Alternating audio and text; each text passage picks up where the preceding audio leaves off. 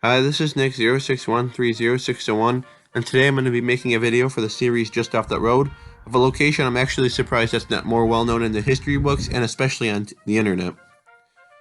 This location I'm going to be speaking of is located in Cuylerville, New York, and it's not too far from the town of Geneseo. This location is actually tied to the Revolutionary War, like so much of the Northeast. This location is unofficially known as the Torture Tree, but officially known as the Boyd and Parker Park, and it's named after two American soldiers that were killed by Indians who were loyal to the British. This came after General George Washington sent an army led by General Sullivan to destroy a powerful Seneca village known as Little Beardstown. Prior to this planned attack, a search party was sent out which included both of these men, who were Thomas Boyd and Sergeant Michael Parker. They had thought that they had cleared the area, though on their way back they were attacked by the Indians. They were questioned by Chief Littlebeard, as well as a loyalist to Britain, though refused to offer any information. What followed is difficult to imagine, let alone endure.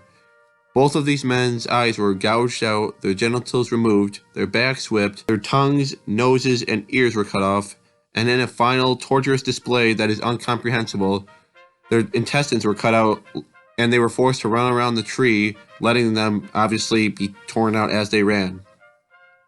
When discovered by Sullivan, they were met with Boyd's head on a stick.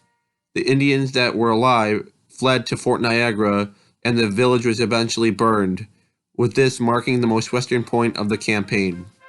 Over time, the bodies would be moved around, though at the time they were buried near the tree that they were killed at, though today their bodies are buried within Mount Hope Cemetery in Rochester. I find it always interesting how even back then people had a fascination of history, including the late 1800s, when in 1897 William Pryor Letchworth contacted the Livingston County Historical Society about creating a monument. It took 30 years, but in 1927 the Historical Society was able to gain ownership of the land and created what has become today a roadside shrine.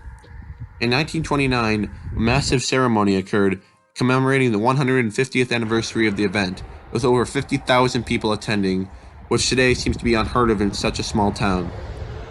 Today the town of Leicester owns the park, which is small but offers scenic views for what it's worth. Today there is a view of farmland spreading across the entire scape. It's right off of Route 28, and there are several plaques and signs throughout this small park giving information as to what occurred that day. The Arborist Association has actually recognized this tree as standing here during the Revolutionary War, which is interesting to think it's been standing for over 200 years. As a whole, this park is great as for what it's advertised as, a roadside attraction. You can hear the birds chirping and the cars passing by, and there's actually several tables that you can maybe have a lunch at. Anyways guys, thank you for watching this video. Hopefully you learned something, or you found a location you'll maybe take a stop at if you're ever exploring New York State.